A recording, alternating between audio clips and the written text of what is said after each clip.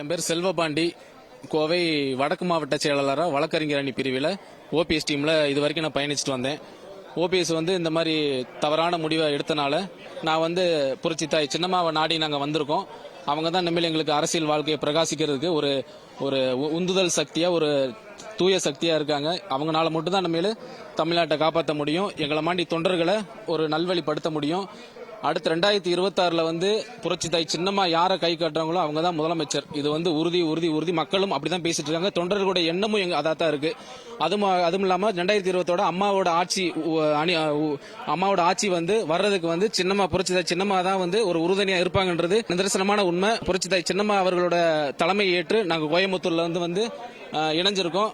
என் பெயர் சுகந்தி, திருவண்ணாமலை மாவட்டம் மேற்காரணி ஊராட்சி ஒன்றியம் புலோன்பாடி ஊராட்சியிலிருந்து வந்திருக்கிறேன். நான் மேற்காரணி ஊராட்சி ஒன்றியத்தில் மகளிர் அணி செயலாளராக இருக்கிறேன். நான் ஓபிஎஸ் அணியில். ஓபிஎஸ் அணி திமுகவில் இணைந்த காரணத்தால், எங்களுக்கு போக விருப்பம் இல்லாத காரணத்தால் புரட்சித்தாய் சின்னம்மா அவர்களுடன் இணைந்து பயணிக்க வந்திருக்கிறோம்.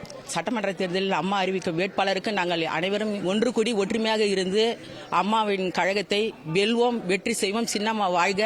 என் பெயர் கிருஷ்ணமூர்த்தி, திருவண்ணாமலை மாவட்டம் மேல்மட்டை விண்ணமங்கலம் கழக கிளை செயலாளராக 1980 செய்யார் தொகுதியில் அம்மாவின் செயல்பாட்டினையும் விலக்கி நாட்டு மக்களுக்கு பெண்களுக்கான வழி வகைகளை செய்த அம்மைக்கு என்னுடைய நன்றியையும், இப்பொழுது அவர் ஆட்சி திரும்பி மீண்டும் அம்மா ஆட்சி, சின்னம்மா ஆட்சியின் கீழ் மலர நாங்கள் எப்பொழுதும் பாடுபடுவோம். எப்பொருள் யாரார் வாய் கேட்பினும் அப்பொருள் மெய்ப்பொருள் காண்பது அறிவு என்ற வள்ளுவரின் வாய்மொழிக்கிணங்க இதனால் இவன் முடிப்பான் என்றாய்ந்து அதனை அவன் கண் விடல் என்ற வள்ளுவரின் வாக்கின்படி அம்மா சுக்கிட்டு மீண்டும் நாட்டின் நலனுக்காக எங்கள் உயிரையும் அர்ப்பணிப்போம் என்று கூறுகிறேன்.